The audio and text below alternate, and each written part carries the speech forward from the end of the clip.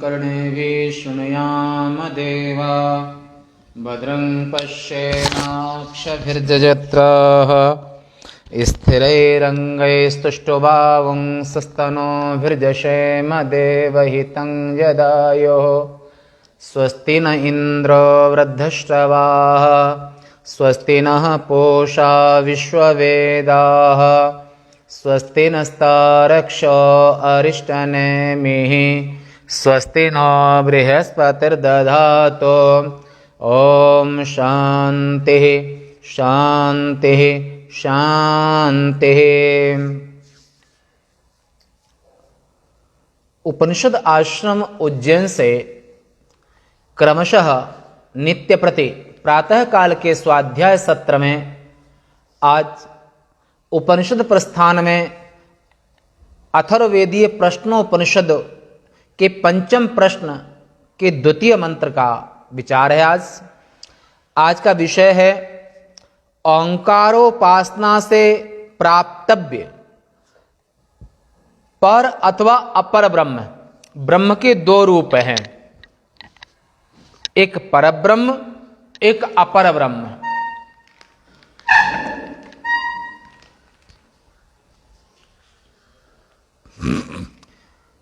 तो ओंकार जो प्रणव है, उद्गीत है, ओंकार की उपासना से प्राप्तव्य माने प्राप्त होने योग्य परब्रह्म है अथवा अपर ब्रह्म है। वैसे दोनों एक ही हैं, एक प्राण के सहित सत्य और एक निष्कल पूर्ण सत्य, यानी कि एक माया के सहित ब्रह्म का रूप और एक माया से रहित निष्कल ब्रह्म है। तो माया से रहित का नाम परब्रह्म है और माया के सहित जो ब्रह्म है परमेश्वर है वो अपर ब्रह्म है। हिरण्यगर्भाख्य देव जिसे कहते हैं। तस्मै स होवाच एतद्वै सत्यकामः परं च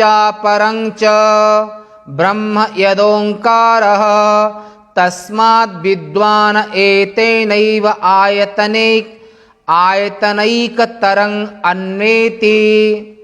तस्मै स होवाच एतद्वै सत्यकामः परं च अपरं च ब्रह्म यदोंकारः तस्माद् विद्वान् एतेनैव एकतरम् अन्वेति। तस्मै स होवाच एतद्वै सत्यकामः परं च ब्रह्म यदोंकारः तस्माद् विद्वान् एतेनैव आयतनेनैकतरमन्वेति। पदच्छेद। तस्मै स ह उवाच एतत् वै सत्यकामः परं च अपरं च ब्रह्म यद ओंकारः तस्मात् विद्वान् एतेन एव आयतनेन एकतरम् अन्वेति। पिप्पलाद मुनि ने अपने शिष्य सत्यकाम से कहा, हे सत्यकाम, यह जो ओंकार है, ओम, सूर्य भगवान जब अंतरिक्ष में गमन करते हैं तो उनके सूर्य भगवान के रथ से, सूर्य भगवान के गमन करने से ओंकार की ध्वनि निकलती है और संपूर्ण वेदों का सार जो है, संपूर्ण वेद जिसकी व्याख्या करते हैं, संपूर्ण वेद के प्रतिपाद्य वो प्रणव स्वरूप ब्रह्म सच्चिदानंद यानी कि परमात्मा ओंकार ब्रह्म सच्चिदानंद का एकाक्षरी नाम है। ऐसे यह जो ओंकार है वही निश्चय पर और अपर यानी कि माया के सहित परमात्मा और माया से रहित परमात्मा दोनों के रूप में ओंकार ही है, दोनों के रूप में ओंकार है। दूध और दूध से बना दही,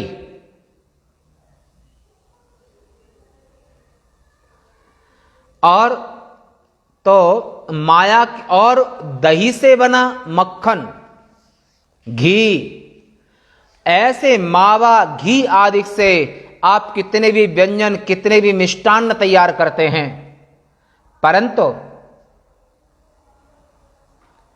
इन सभी के रूप में दही, घी, मावा, इन सभी रूपों में दूध ही है। तो ऐसे ही परमात्मा अपर ब्रह्म भी ओंकार ही है और पर ब्रह्म भी ओंकार ही है।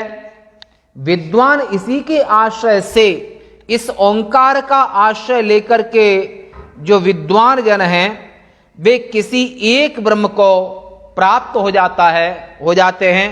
कब? शरीर छूटने के बाद। या तो परब्रह्म के साथ में अगर ब्रह्माकार वृत्ति तेज रही तो अत्रैव प्राणा प्रविलीयते न तस्य प्राणा उत्क्रामन्ते।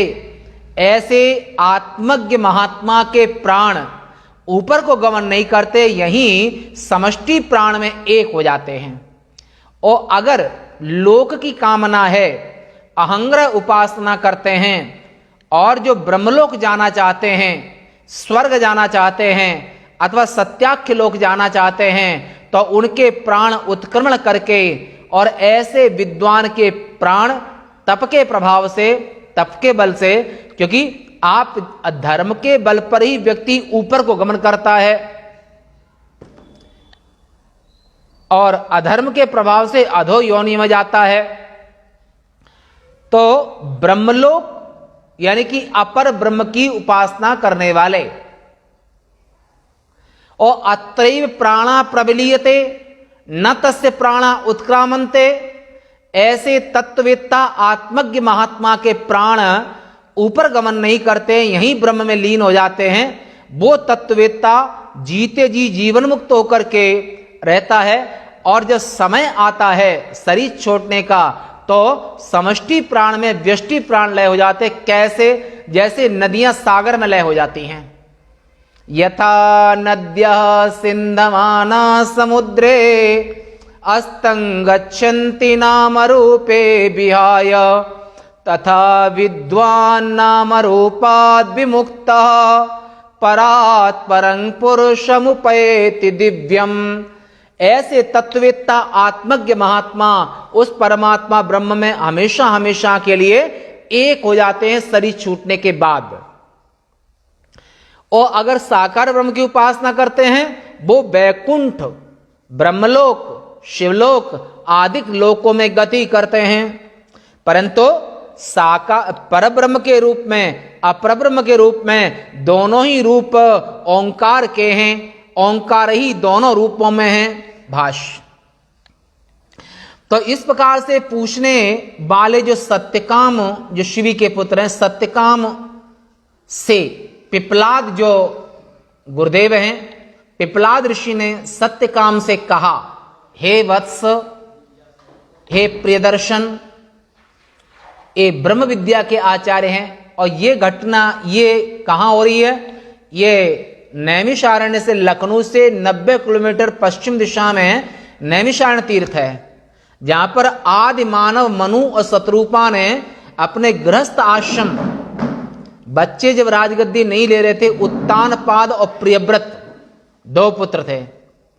तो जब वो राजगद्दी नहीं ले रहे थे और उनको वानप्रस्थ आश्रम में जाना था, और जब बच्चों की शादी हो जाए, बच्चे अपने पैरों पर खड़े हो जाएं, तो हर दंपति को, गृहस्थ आश्रम में रहने वाले को, वानप्रस्थ आश्रम में प्रवेश करना चाहिए, ये विधि है। और संन्यासेन तनुं त्यजेत, शरीर छूटने के पहले माने संन्यास लेके ही देह छोड़ना चाहिए। तो महाराजा मनु और शत्रुपा आदि मानव, सबसे पहले मनुष्य, जब उत्तानपाद महाराज राज्य नहीं ले रहे थे तो बरबस पुत्र और पुत्र वधू को जबरदस्ती के अब परलोक का साधन करना है। गृहस्थ आश्रम के लिए आधी एज निश्चित की है, वो पूरी हो चुकी है। आधी एज के बाद में गृहस्थ आश्रम में रहना अच्छा नहीं होता है। आधी एज के बाद में वानप्रस्थ आश्रम में और किसी आत्मज्ञ ब्रह्मनिष्ठ महात्मा के चरण शरण में रहना चाहिए। उनके शरणागत होकर के उनसे ज्ञान की साधना करना चाहिए और तब सीखना चाहिए। और वहां पर पत पत्री दोनों ही अपनी व्यवस्था, यानी कि कंद मूल आदि पहले की परंपरा थी। आज अगर आप तप के लिए जाते हैं तो अपनी व्यवस्था अपने हिसाब से पत पत्नी दोनों को करके, और हमेशा द्वादश अक्षर मंत्र वर जपई सहित अनुराग, माने प्रेम से जपई सहित अनुराग, वासुदेव पद पंकरुह दंपति मन अतिलाग।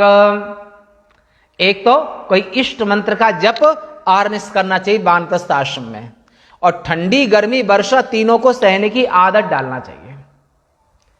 आधी ठंडी, आधी गर्मी, आधी वर्षा और आधी भूख प्यास को कोई जरूरत रोकने की नहीं है, पानी तो पूरा पीना चाहिए।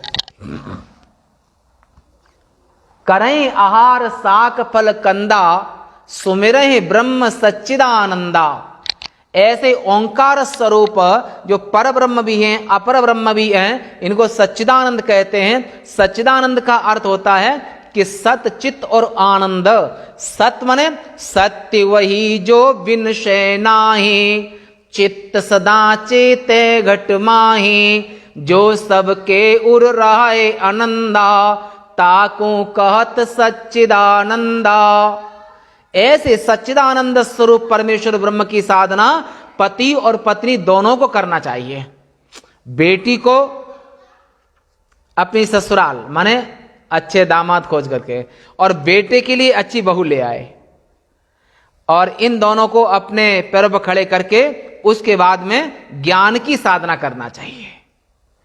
तप क्यों होता है? जे तप कर परलोक सिधारत, भोगन की तिन कौन इच्छा।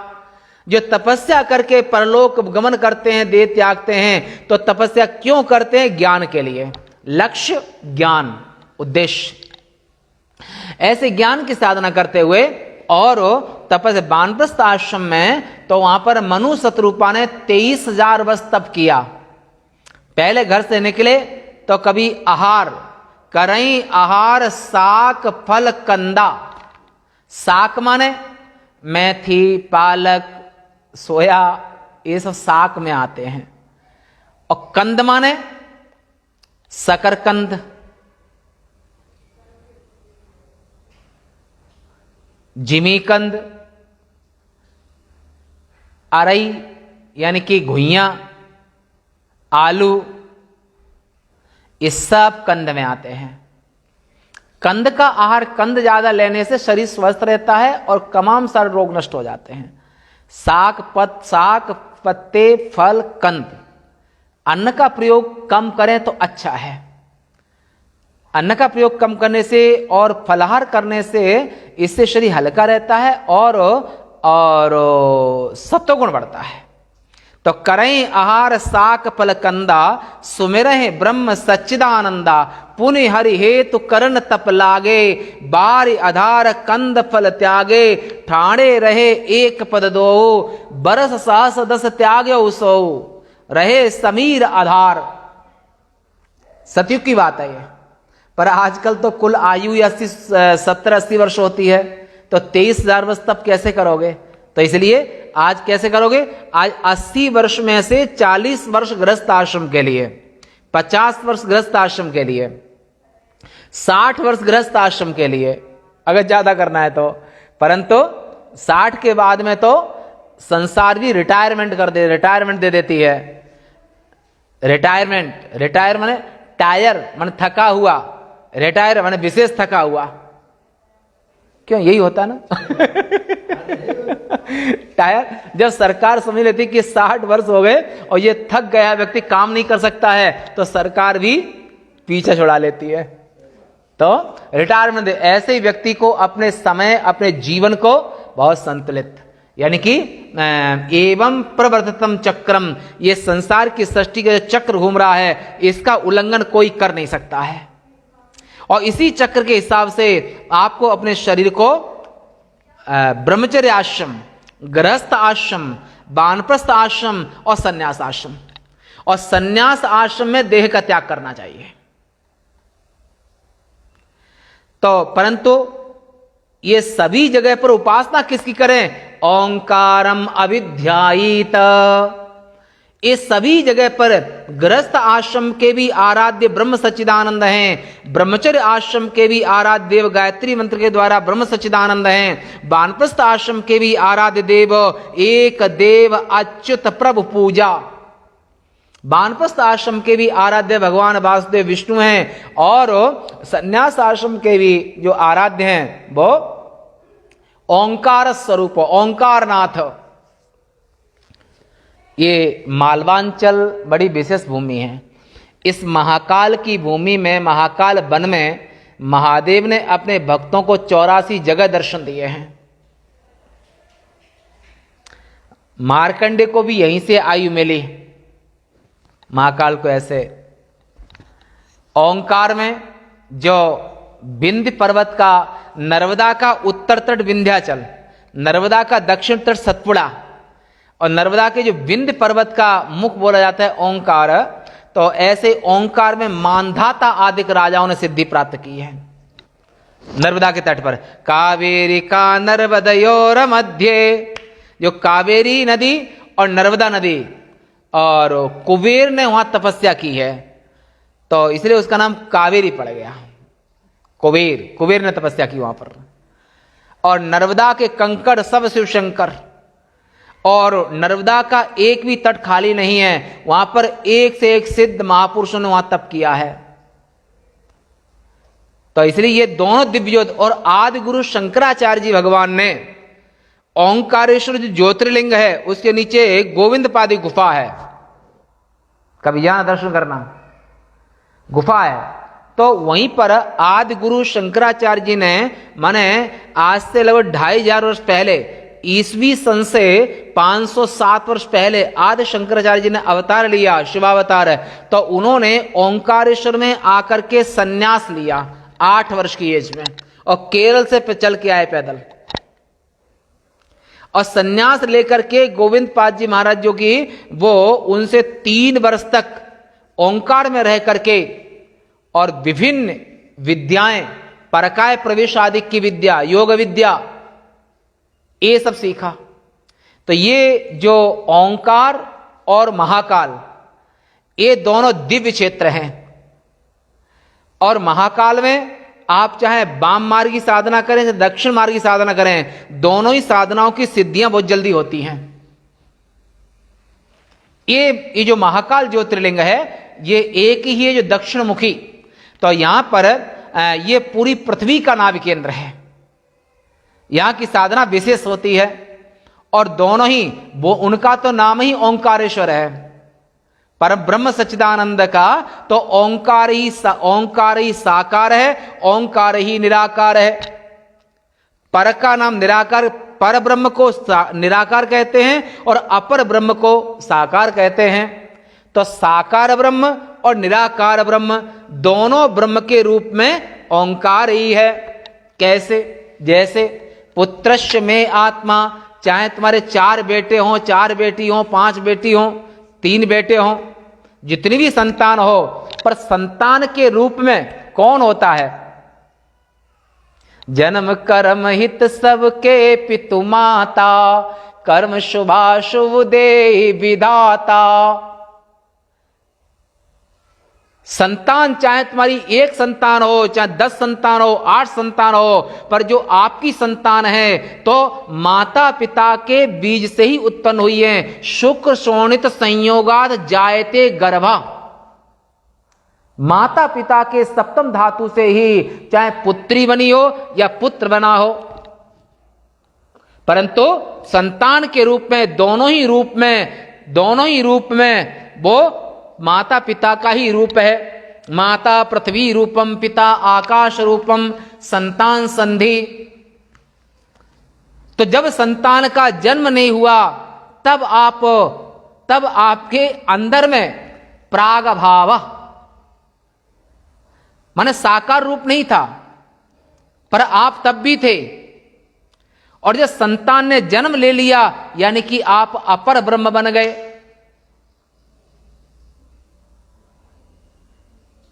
तो यहां पर जो आपसे पैदा ऐसे ही परमेश्वर ब्रह्म सच्चिदानंद, वे साकार भी हैं, निराकार भी हैं, वे शैव भी हैं, वैष्णव भी हैं, नाथ भी हैं, और हर रूप में विभिन्न रूपाय विष्णवे प्रभ विष्णवे,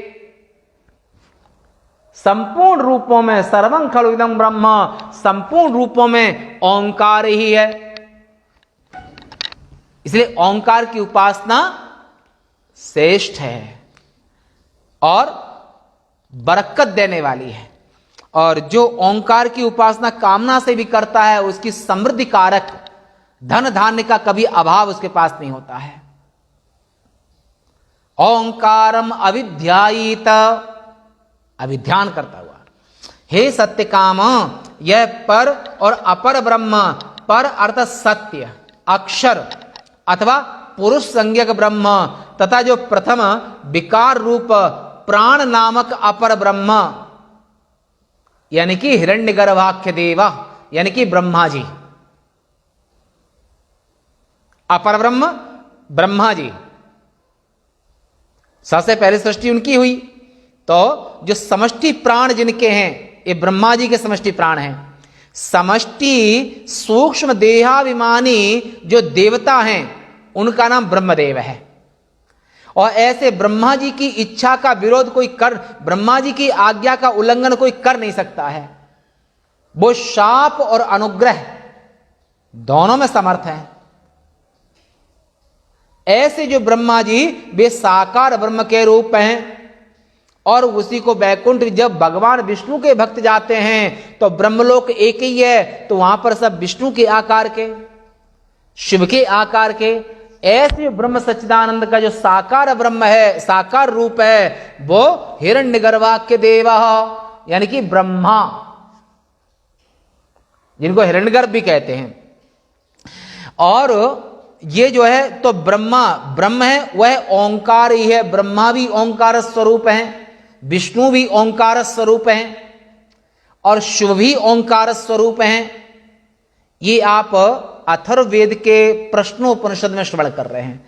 ये उज्जैन में उपनिषद आश्रम से इसका उद्देश्य ये है कि वैदिक संस्कृति की स्थापना, वैदिक संस्कृति के प्रचार प्रसार के लिए हमेशा कार्यरत रहना, स्वयं भी साधना करना और सतरति सलोकांस तारयति तत्सन्निधौ वैरत्यागः।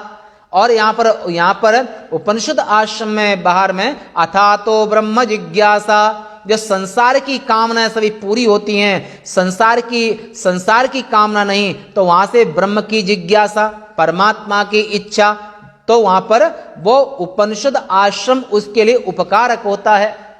और उपनिषद आश्रम से क्रमशः सभी उपनिषदों की व्याख्या आप क्रमशः सुनेंगे। ये चौथा उपनिषद चल रहा है। ऐसे थोड़ा थोड़ा करके ये लगभग शायद संभव है करीब 15-20 वर्ष तो इसको लग ही जाएंगे। हाँ? तो आप आनंद लें और दिव्य ज्ञान को हृदयंगम करें।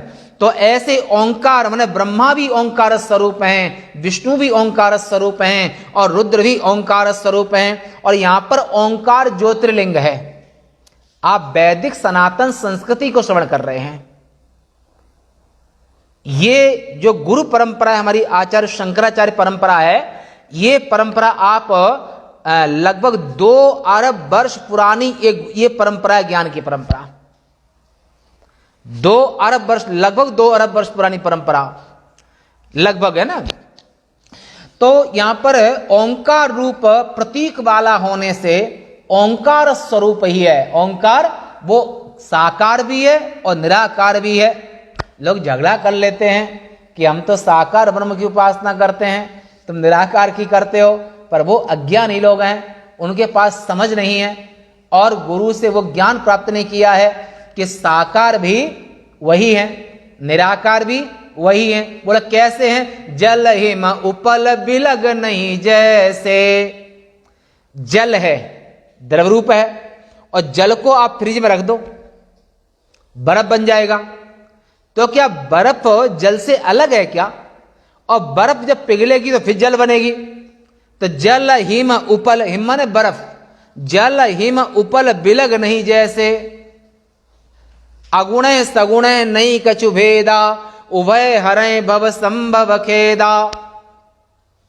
दोनों ही जीवों के दुखों का नाश करते हैं और परब्रह्म शब्दादि से उपलक्षित होने के अयोग्य है और सब प्रकार के विशेष धर्मों से रहित है परब्रह्म। अतः इंद्रिय गोचरता से अतीत होने के कारण केवल मन से उसका अवगाहन नहीं किया जा सकता है, किंतु विष्णु आदि में विष्णु, शिव, शक्ति, गणेश, सूर्य, ये आदि में आ गए पंचदेव। तो ओंकार जिसमें भक्ति द्वारा ब्रह्म भाव की स्थापना की गई, ध्यान करने वालों के प्रति प्रसन्न होता है, यह बात शास्त्र प्रमाण से जानी जाती है। इस प्रकार अपर ब्रह्म भी ओंकार में ध्यान करने वालों के प्रति प्रसन्न होता है। अतः पर और अपर ब्रह्म ओंकार ही है। दोनों रूप में एक प्रणव, माने ओंकार ही साकार है, निराकार है, और सृष्टि के रूप में भी वही है और सृष्टि के प्रलय के रूप में भी वही है। वो निराकार साकार दोनों के रूप में है दोनों रूपों में। उससे अलग किसी की कोई सत्ता नहीं। त्रिकालावादित्वम सत्यत्वम वस्तु सामान्य लक्षणम, तीनों काल में जिसमें कोई परिवर्तन न हो उसे सत्य कहते हैं।